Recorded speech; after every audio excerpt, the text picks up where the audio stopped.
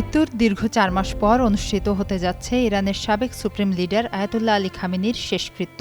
এই দিনের দিকেই তাকিয়ে আছে পুরো বিশ্ব, কারণ সেখানে শুধু একজন নেতার শেষ বিদায় নয়, লুকিয়ে থাকতে পারে তেহরানের ভবিষ্যৎ রাজনীতির বড় এক ইঙ্গিত। ক্ষমতা গ্রহণের মাসের পর মাস পার হলেও জনসমক্ষে দেখা যায়নি মোস্তফা খামেনিকে। এ অবস্থায় এখন একটাই প্রশ্ন, বাবা আলী খামেনির শেষ বিদায়ে কি অবশেষে প্রকাশ্যে আসবেন তিনি, নাকি আরও গভীর হবে এই রহস্য?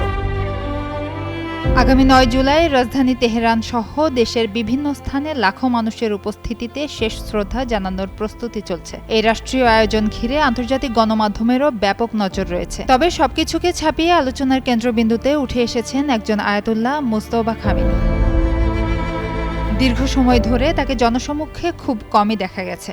এই অনুপস্থিতির কারণ নিয়ে আন্তর্জাতিক বিশ্লেষকদের মধ্যে নানা আলোচনা রয়েছে। কেউ মনে করেন নিরাপত্তাজনিত কারণে তিনি আড়ালে আছেন, আবার কেউ বলছেন এটি হতে পারে রাজনৈতিক কৌশলের অংশ। তবে এসব দাবির কোনোটি আনুষ্ঠানিকভাবে নিশ্চিত করা হয়নি। এ কারণেই আয়াতুল্লাহ আলী খামেনির শেষকৃত্যকে ঘিরে সবার কৌতূহল বেড়েছে। যদি মোস্তফা খামেনি প্রকাশ্যে উপস্থিত হন, তাহলে সেটি শুধু একটি পারিবারিক মুহূর্ত হবে না, বরং অনেক বিশ্লেষকের মতে এটি ভবিষ্যৎ রাজনৈতিক বার্তারও ইঙ্গিত হতে পারে।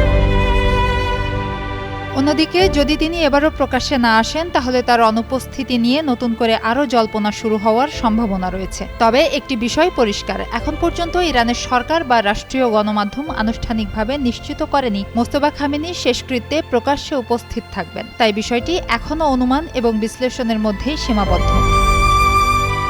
ইতিহাসের অনেক গুরুত্বপূর্ণ মুহূর্ত কখনো কখনো একটি উপস্থিতি কিংবা একটি অনুপস্থিতি বদলে দিয়েছে। আলী খামেনির শেষ বিদায়ও কি তেমন একটি মুহূর্ত হয়ে থাকবে? মোস্তফা খামেনি কি অবশেষে বিশ্বের সামনে আসবেন, নাকি রহস্য আরও ঘনীভূত হবে? এসব প্রশ্নের জট খুলবে খুব শিগগিরই। তবে বিশ্লেষকদের মতে একটি বিষয় নিশ্চিত, ইরানের এই ঘটনা প্রবাহ শুধু একটি দেশের জন্য নয়, ভবিষ্যতে পুরো মধ্যপ্রাচ্যের রাজনীতির উপরও গুরুত্বপূর্ণ প্রভাব ফেলতে পারে। সুবর্ণা রহমান, যুগান্তর নিউজ।